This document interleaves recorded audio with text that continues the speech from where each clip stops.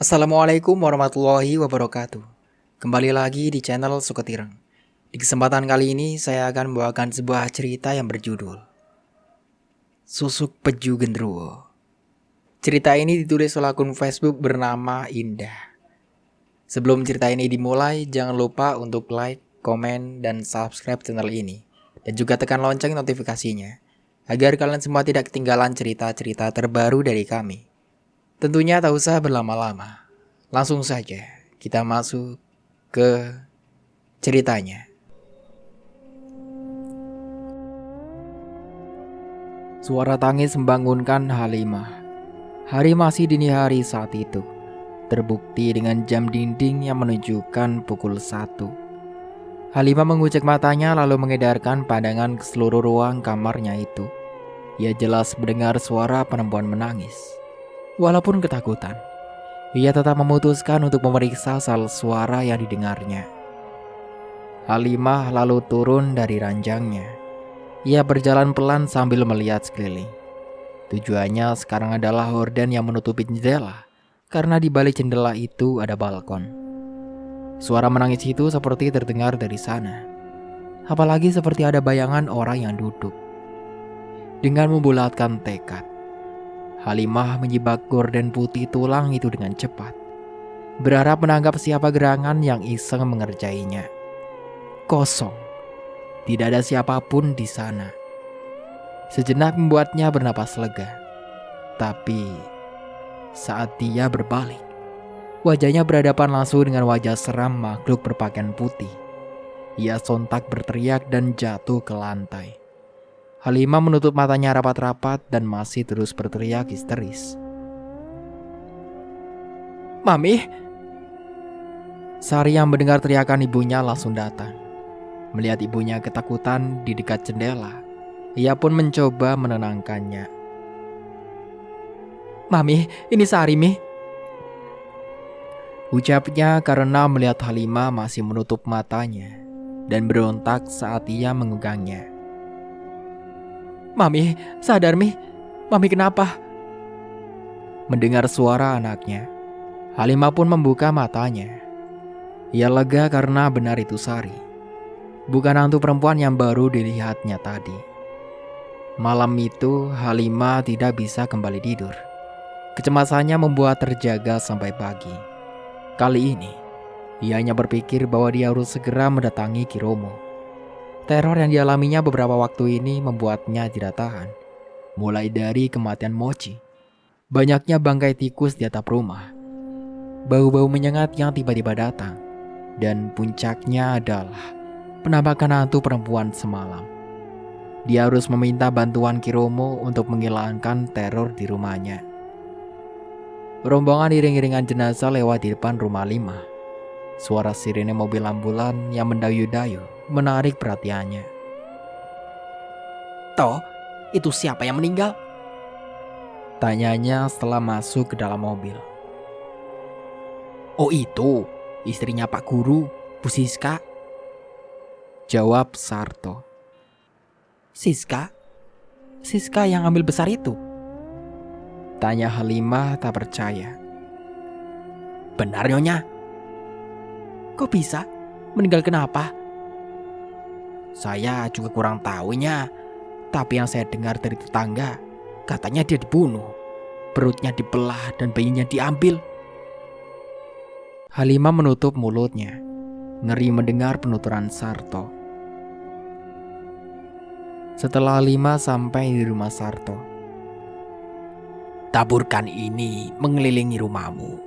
Usahakan jangan sampai putus," ucap Kiromo setelah Parso meletakkan buntelan kain merah di atas meja. Ukurannya cukup besar dan bentuknya seperti toples. "Baik, Ki." Halimah lalu mengisyaratkan agar Sarto mengambil buntelan itu. Tak lupa kemudian mengeluarkan amplop coklat dari dalam tasnya, meletakkan amplop tebal itu di meja. "Ini, Ki, tidak seberapa. Saya pamit dulu ya," ucapnya kemudian. Kiromo mengangguk, tangannya mempersilahkan. Halimah dan Sarto pun pergi. Saat berjalan menuju mobil, mereka melihat Nakula berada di sana. Pemuda itu tampak menunggu sembari menggendong Sakti. Dia tersenyum saat melihat Halimah mendekat. "Yo, Tante apa kabar?" sapa Nakula dengan senyum lebar. Ia kemudian melepaskan Sakti yang langsung berlari masuk ke rumah. "Kabar Tante tak terlalu baik, sayang," Halimah menjawab dengan akrab. Dia memang mengenal Nakula sejak dia pertama kali datang meminta bantuan Kiromo untuk melariskan dagangannya sejak 5 tahun silam. Perihal tentang Nakula yang mengirim santet ke Sari tidak pernah diberitahukan Kiromo padanya. Karena itulah dia masih bersikap seperti biasa. Nakula tersenyum misterius. "Tante, saya lihat kamu dalam bahaya." Ia mendekati Halimah dan menatapnya lekat-lekat, mengabaikan ekspresi perempuan itu yang sepertinya terkejut. "Makhluk yang ada di rumahmu mengincar nyawamu. Dia akan merebut tubuhmu dan menjadikan tumbal," Nakula berkata dengan dramatisasi seram. Tangannya bergerak seperti mencengkram Halimah. Halimah sontak berteriak karena kaget. Nakula benar-benar berhasil menakut-nakutinya. Perempuan itu panas dingin dibuatnya, sedangkan Nakula malah tertawa lepas. Tawa Nakula bahkan terdengar oleh Kiromo yang berada di dalam rumah, membuatnya keluar hanya untuk menyaksikan kelakuan jahil anak itu. "Le," tegurnya. Di tempat lain, "Mami lagi ngapain?" tanya Sari yang baru saja pulang dari kampus. Heran melihat Halimah mengerahkan Sarto dan Jono untuk teliti lagi melihat taburan bubuk putih di tanah. "Bukan apa-apa, kamu gak perlu urus. Sana masuk," titah Halimah. Walaupun Sari penasaran, tapi dia tidak bertanya lagi. Ia pun melangkah menuju rumah. Sayangnya karena matanya masih tertuju pada Halimah, ia pun menabrak Sarto. Bubuk putih yang dibawa Sarto dalam mangkok tumpah ke badannya. Sari berteriak kesakitan sembari mengibas-ibaskan tangannya dan menyeka bubuk putih yang mengenainya. Tampak tangannya memerah seperti terbakar.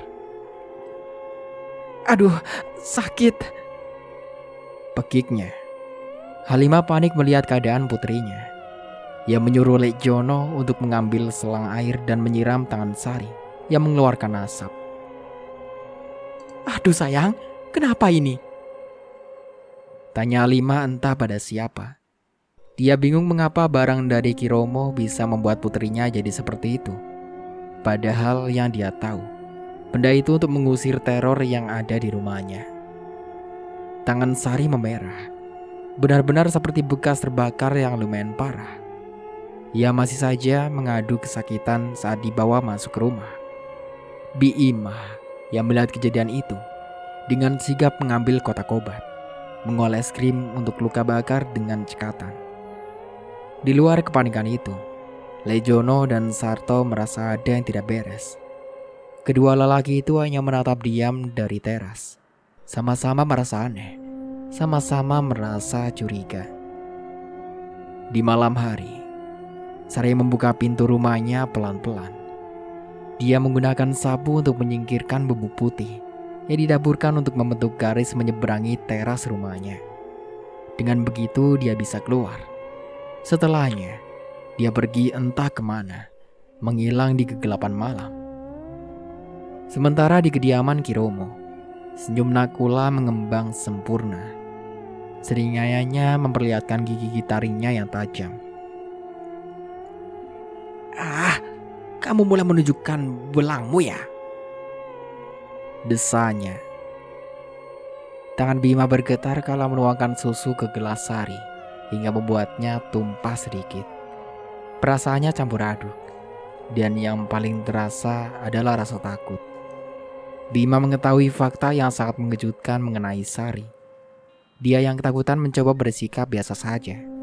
Ada terbesit rasa ragu. Karena itu dia bertahan. Dalam hati selalu berdoa agar itu tidak benar. Namun tubuhnya tak bisa bohong. Berkali-kali perempuan itu memantapkan hati agar bisa bersikap biasa. Tapi ternyata sulit juga. "Bibi kenapa? Kok pucat?" tanya Sari karena melihat gelagat aneh dari pengasuhnya. "Gak apa-apa non, gak apa-apa." Bima buru-buru menjawab dan tersenyum. Tangan bergetarnya sungguh terlihat saat dia menyeka susu yang tumpah di meja. Sari yang melihatnya tentu saja curiga. "Bibi lagi kurang sehat ya?" tanyanya lagi. Enggak kok non, Bibi sehat." Suara Bima malah tambah bergetar. Ia langsung menutup mulutnya saat menyadarinya. Keringat dingin mulai mengucur deras dan debar jantung yang tak karuan. Dia semakin ketakutan tatkala Sari malah beranjak dari duduknya. "Lobi?" Untung saja Lejono melihat kejadian itu. Dengan sigap dia merangkul istrinya. "Kamu istirahat sana, biar non Sari saya yang urus," katanya tenang. Bima pun pergi dengan menahan isak tangisnya. "Lejono, Bibi kenapa sih, Le?" Sari jelas diliputi rasa penasaran. Ini pertama kalinya dia melihat pengasuhnya itu bersikap aneh. "Gak apa-apa non, bibimu cuma parno aja. Dia pasti keingat-ingat Yeni. Non sudah dengarkan kalau Yeni meninggal dengan cara tragis. Mereka berdua itu dekat. Jadi pasti bibimu sedih," jelas Lejono. Dia bahkan mengungkit kematian salah satu pembantu tetangga mereka yang pagi ini ditemukan terbunuh. Oh, Sari mengangguk paham. "Kasihan ya non, padahal Yeni itu lagi hamil besar. Dia dan suaminya sangat bahagia karena akan dikaruniai anak setelah lama menikah. Sekarang Yani malah meninggal dan bayinya sama sekali tidak ditemukan." Tanpa perasaan takut, Lejono pun membahas soal tetangga mereka dengan Sari. Mencoba mencari celah pada sikap Sari, lalu memantapkan kecurigaannya. Hari ini Sadewa tampak manyun, bad mood parah karena kelakuan kembarannya. Siapa lagi kalau bukan karena Nakula yang asyik mengintai Sari di kejauhan sana. Terlebih saat dia melihat kalau Nakula benar-benar menikmatinya. Dia sakit hati, tidak terima. Sadewa masih percaya pada pernyataan Nakula yang mengatakan bahwa dia jatuh cinta. Yang membuatnya tidak terima adalah subjeknya. Mengapa harus Sari? Tidak habis pikir. Perempuan yang hampir mati itu punya karoma apa sampai bisa menarik hati kakaknya itu? Sadewa berdecak sebal dan membuang muka. Perubahan atmosfer yang tiba-tiba mencekam membuatnya kembali melihat ke arah Nakula. Dia terkejut melihat senyum kakaknya yang menghilang, serta-merta membuatnya melayangkan mata ke kejauhan. Dia ternganga melihat pemandangan itu. Rupanya, Sari sedang berbincang dengan Rama yang entah kapan datangnya. Rama tampak tak terganggu dengan keberadaan Sari. Padahal Sadewa mengenal pemuda itu biasanya anti perempuan. Ya, Rama adalah sosok laki-laki dingin yang tidak sembarangan bicara dengan perempuan jika tidak ada urusan apapun. Lalu sekarang, Sadewa dibuat heran dengan kelakuan adik sepupunya itu. Aneh. Sadewa merinding mendengar gertakan gigi Nakula. Was-was melihat Nakula yang memasang muka kesal. Apakah akan terjadi perang karena cinta? "Parso, berapa orang lagi yang belum dilayani?" tanya Kiromo sembari mencuci tangannya di sebuah nampan kuningan. "Sekitar 10 orang lagi, Doro. Kalau tidak ada yang datang lagi," jawab Parso lalu memberikan handuk kecil ke Kiromo. "Akhir-akhir ini banyak ibu hamilan datang," gumamnya. "Tentu saja bakal banyak, Ki. Suara seorang laki-laki tiba-tiba menyaut. "Permisi Ki, maaf saya datang kerusak-kerusuk," ucapnya lagi lalu duduk di depan Ki Romo.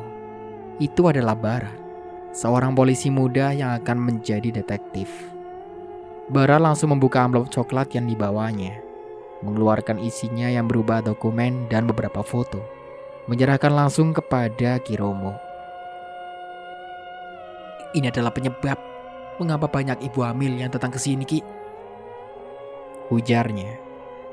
Ki Romo mendelik melihat foto yang ada di tangannya. Gambar-gambar mayat perempuan dengan perut terkoyak itu sungguh mengingatkannya akan kejadian 19 tahun silam. Hanya pada hari itu saja dia pernah melihat keadaan mayat seperti ini, dan tidak pernah lagi melihat ataupun mendengar kejadian yang sama. Lalu mengapa tiba-tiba sekarang terjadi lagi, setelah 19 tahun berlalu? Bahkan dalam foto itu jelas menunjukkan ada 11 korban wanita. Korban adalah wanita hamil, Ki. Pembunuhnya mengambil bayi dalam kandungan mereka.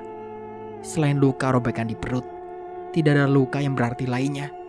Artinya, pembunuh memang mengincar bayi dalam perut mereka. Jelas Bara. Melihat Ki Romo tiba-tiba terdiam. Bara tergelitik untuk melanjutkannya. Luka pada perut mereka bukan luka pisau, gunting, ataupun benda tajam buatan manusia lainnya, Ki. Luka robek yang tak beraturan membuktikan bahwa mereka dikoyak. Apakah menurutmu ini perbuatan manusia, Ki? Pancingnya. Bara memang sudah lama mencurigai keluarga dukun ini sebagai dalang kasus menghilangnya janin dalam kandungan atau banyaknya kasus praktek aborsi. Tapi karena tidak memiliki bukti, dia hanya bisa bersikap seperti layaknya pasien lain yang meminta bantuan. Harapan besarnya adalah mengungkapkan dalam melanggar hukum yang mereka lakukan, lalu mengirim mereka ke penjara.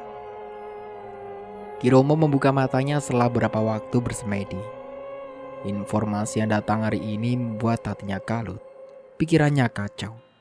Bayang-bayang kejadian 19 tahun silam membuat hatinya nyeri. Rasa curiga mulai mengantuinya. Beliau takut sesuatu yang selama ini dijaganya akan terlepas. Ki Romo menyelimuti Sadewa yang sudah terlelap saat beliau memutuskan datang ke kamar anaknya itu, mengusap lembut rambutnya. Sementara Sadewa sudah lelap, Nakula malah tidak ada di tempat. Dua saudara kembar itu memang tidur seranjang, tapi kali ini entah kemana perginya. Hal ini membuat Ki Romo malah semakin kepikiran. Suara benda pecah menarik perhatian Ki Romo. Beliau bergegas menuju asal suara. Di luar, tepatnya di halaman belakang, terlihat Nakula dan Wowo di samping gentong padasan yang sudah pecah berkeping-keping. "Wowo, kamu ngapain?"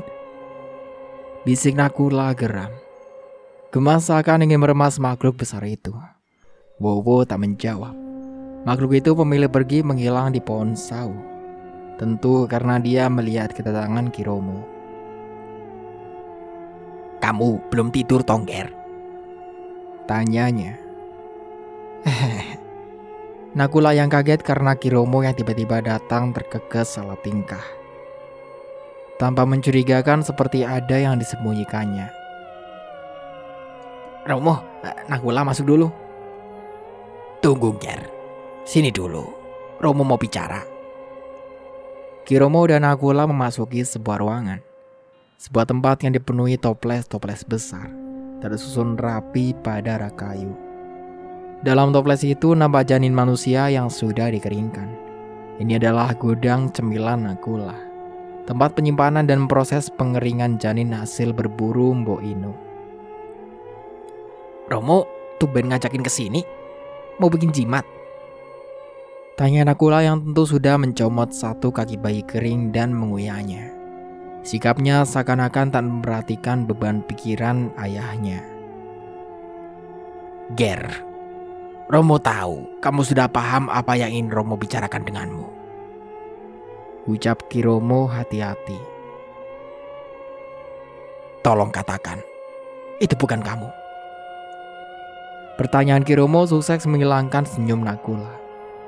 Air mukanya kini serius. Ia menegakkan tubuhnya, berpindah ke bagian gelap ruangan itu. Mata emas Nakula bersinar di kegelapan, menatap tajam ke ayahnya. Tangannya meremas dada kirinya. Ekspresi seram itu membuat Kiromo menelan ludah. "Romo, Hatina sakit." Kiromo terkejut mendengar ucapan anaknya. Ekspresi Nakula yang menunjukkan kekecewaan atas sikapnya juga membuat hatinya nyeri. "Nah tahu, sulit untuk mempercayai Nah, tapi Romo harus ingat, Nah juga tahu batasan." Atmosfer saat itu sangat mencekam. Keringat dingin mulai membasahi wajah Kiromo saat melihat sosok Nakula dalam wujud yang jarang dilihatnya. Cemas tentu. Tidak ada daya yang bisa beliau lakukan jika sampai Nakula memutuskan untuk mengamuk. "Lihatlah Romo." Nakula membentangkan kedua tangannya lebar-lebar. Angin tiba-tiba berembus entah dari mana. "Sesi ruangan ini cukup untuk membuat Nah senang. Romo tidak perlu khawatir bahwa Nah akan pergi untuk berburu sendiri." Suara Nakula mulai berubah. "Nah juga tahu cara menghargai kerja keras orang lain." Semalaman itu Kiromo dibuat benar-benar panik. Untuknya Nakula tidak memiliki niat untuk mengamuk. Pemuda itu kembali ke wujud manusianya dan menangis sesenggukan, melegakan hati ayahnya. Juga memberikan pelajaran bahwa tidak seharusnya dia meragukan putranya itu, tidak peduli apapun jati dirinya. Kesimpulannya, Nakula bukanlah pelaku pembunuhan balasan wanita hamil itu, tapi memikirkan bahwa ada makhluk lain yang sejenis Nakula, membuat kepalanya berdenyut nyeri. Malam telah larut seperti biasa. Segelebat bayangan putih melesat melewati deretan rumah semi permanen dalam kampung yang padat penduduk. Dalam satu rumah itu ada seorang ibu yang sedang terlelap. Perut besarnya menandakan bahwa dia sedang hamil. Sendirian dalam kamarnya terbuai mimpi. Dalam tidur sampai tidak sadar bahwa seorang tengah mengintainya. Dengan kuku-kukunya yang tajam pada kelima jarinya, sosok itu mengarahkan serangan. Namun tak sampai menyentuh. Seakan ada kekuatan yang melindungi perut ibu hamil itu membuat sosok tadi malah terpental mengenai lemari pakaian di ruangan itu, membuatnya pecah berantakan. Suara keras itu tentu membangunkan perempuan hamil tadi. Dia terkejut dan ketakutan tatkala melihat sosok yang berdiri tak jauh dari ranjangnya. Tentu dia tidak melewatkan kesempatan untuk berteriak, karena sosok itu kembali berusaha menyerangnya. Seperti sebelumnya, sosok itu tak sanggup mendekat. Dia malah berteriak kesakitan dengan nada memekik telinga. Tubuhnya terlihat terbakar. Saat suami dari wanita hamil tadi berhasil membuka pintu, sosok penyerang itu memutuskan untuk pergi dengan mendobrak jendela. Saat dikejar, sosok itu sudah tak terlihat dimanapun. "Aduh Pak, apa itu tadi Pak?" Wanita hamil itu menangis jadi-jadinya, mengingat bencana apa yang hampir menimpanya. Dia bukannya tidak tahu berita yang sedang viral baru-baru ini tentang banyaknya wanita hamil yang jadi korban pembunuhan, tapi tetap tidak menyangka bahwa hal itu hampir menimpanya. "Tenang Bu, tenang." Suaminya berusaha menenangkannya. "Makhluk itu sudah pergi." "Aduh Pak, Ibu takut." "Ibu tenang saja. Percaya kalau Ibu tidak kenapa-napa, makhluk itu pasti tidak bisa mencelakai Ibu." "Benar Pak, benar. Untung saja kita sudah meminta jimat sama Kiromo. Ibu lihat sendiri, makhluk itu tidak bisa menyentuh perut Ibu." "Perasaanku saja, atau memang Sari sekarang nempel terus sama Rama?" Salah satu teman Sari yang sama-sama menunggu pesanan es boba nyeletuk, padahal matanya masih fokus ke layar ponselnya. Nggak tahu kenapa, tapi sekarang dia berubah," ujar yang lain. Kayak udah tobat aja tuh anak. Kelakuannya sekarang gak kayak dulu lagi. Yang lebih aneh tuh si Rama. Kok gampang banget dia sekarang didekati. Padahal dulu kan cuek banget kayak gunung es. Pakai pelet apa sih Sari? Terdengar tawaan selanya tapi Sadewa yang mendengar pembicaraan itu menjadi geram. Kaleng minuman soda yang digenggamnya bahkan sampai ringsek, menumpahkan isinya yang baru dia minum setengah. Akhir-akhir ini dia benar-benar bad mood. Merasa berada di antara cinta segitiga kedua saudaranya membuat pusing. Apalagi pagi ini, dia mendengar Nakula berkata kalau dia akan menjadikan orang itu sebagai menantu Romo. Membayangkannya, memikirkannya. Sadewa mengacak-acak rambutnya sendiri dengan gemas. Tidak peduli kelakuannya menarik perhatian orang sekitar. Tangan Sari bergetar. Padahal kedua tangannya yang masih dibalut perban itu memegang segelas es boba yang rencananya akan dia berikan ke Rama. Matanya terbelalak tatkala melihat Nakula mencegatnya. Langkahnya yang terhenti, perlahan mundur. Melihat sosok paling berbahaya yang pernah dilihatnya. Siapa yang tidak akan mencoba melarikan diri? Kulihat hidupmu cukup bebas akhir-akhir ini. Nakula menyeringai, memperlihatkan senyum psikopatnya. Sampai lupa sesuatu.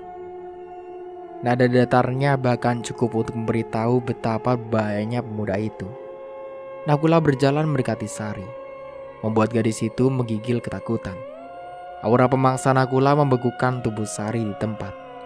Gadis itu tak bisa bergerak, terpaksa menikmati setiap detik berada bersama monster itu. Napasnya tercekat. Tiba-tiba udara menjadi begitu berat untuk dihirup. Jangankan udara, suasana bahkan berubah gelap, bagaikan berada di dimensi lain. Bukankah aku sudah memperingatkanmu? Aku menyuruhmu menjauhi Rama. Apakah itu tidak cukup jelas bagimu? Bisik Nakula saat wajah mereka sudah cukup dekat.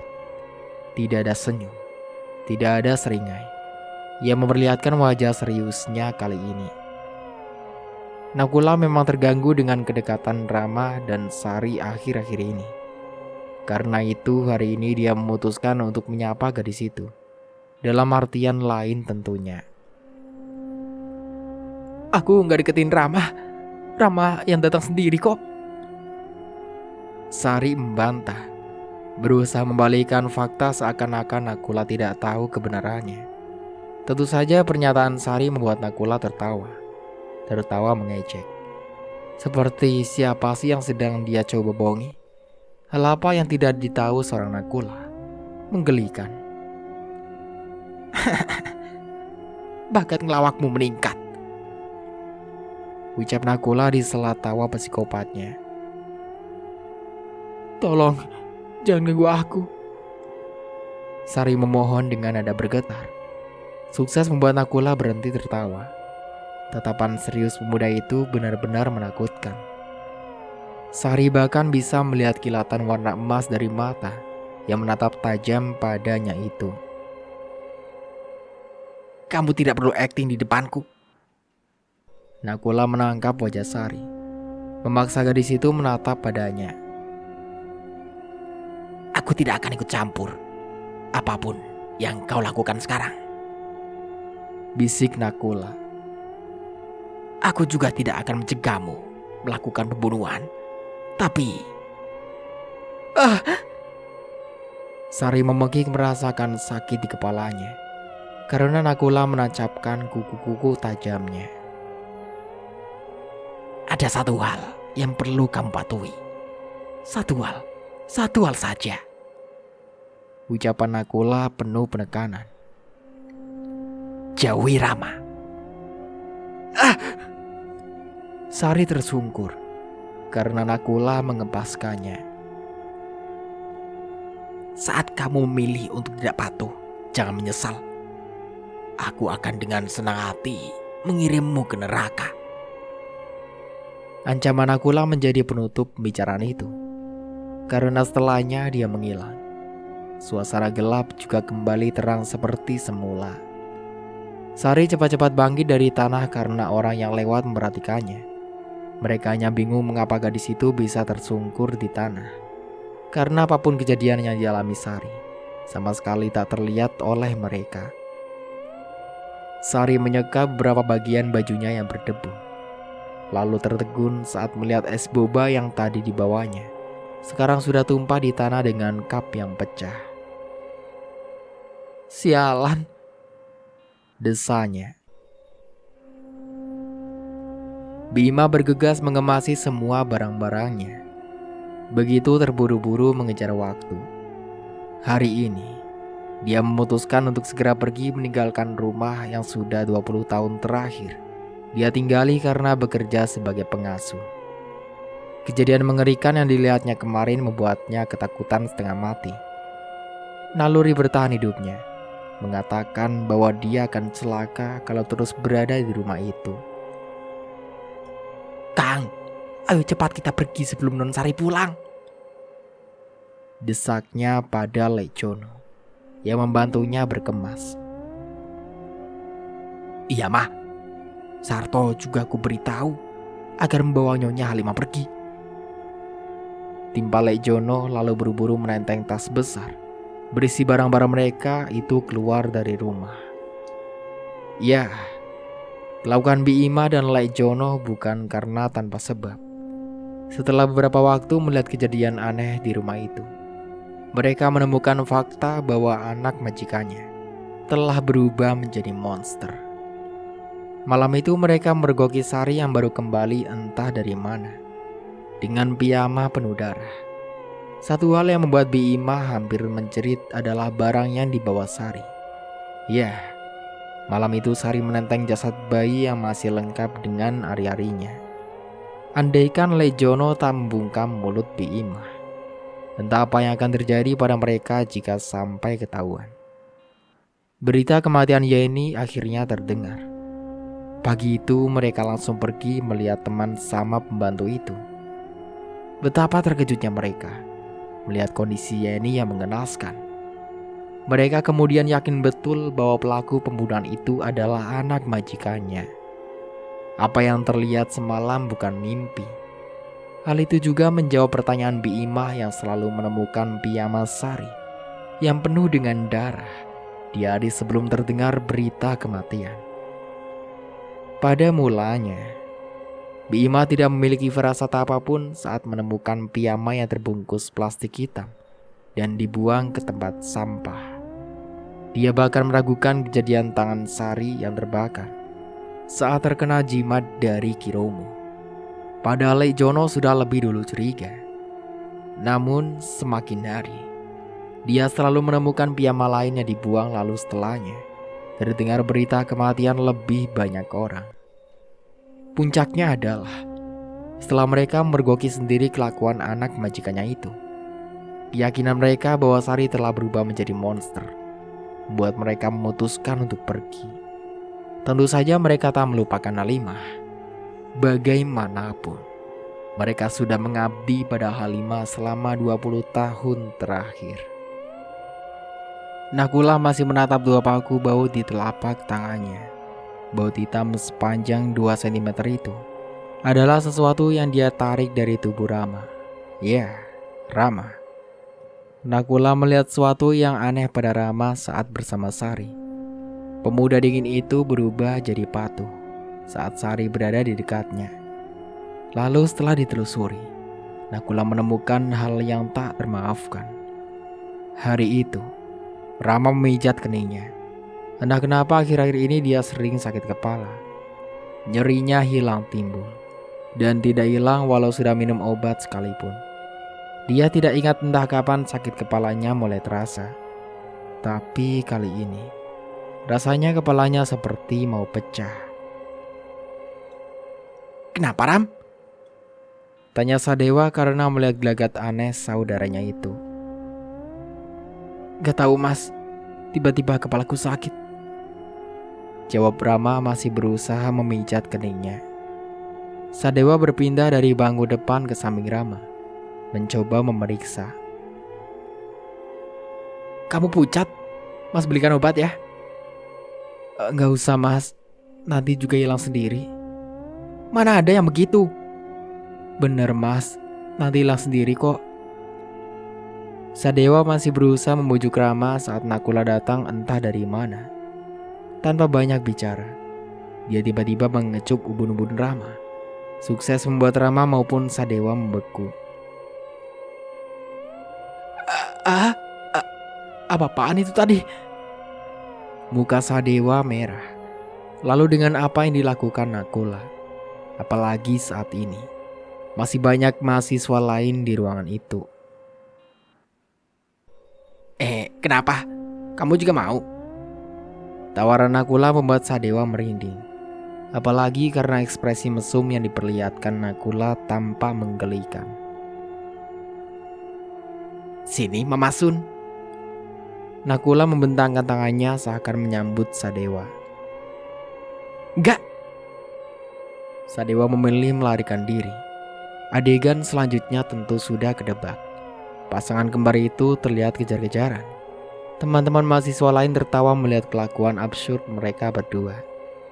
Sedangkan Rama bingung dengan apa yang dirasakannya. Sakit kepalanya berangsur-angsur menghilang. Bahkan merasa tubuhnya baru saja melepaskan beban berat. Hari ini Nakula terpaksa hanya memberi peringatan pada Sari. Akan jadi masalah kalau orang lain sampai melihat hal apa yang dia akan dilakukannya. Mengingat posisi mereka yang masih berada di kampus. Namun Nakula tetap mempersiapkan diri. Dia bahkan sudah menulis raja pada telapak tangan Rama sebagai antisipasi jika suatu hal yang tidak diinginkan terjadi.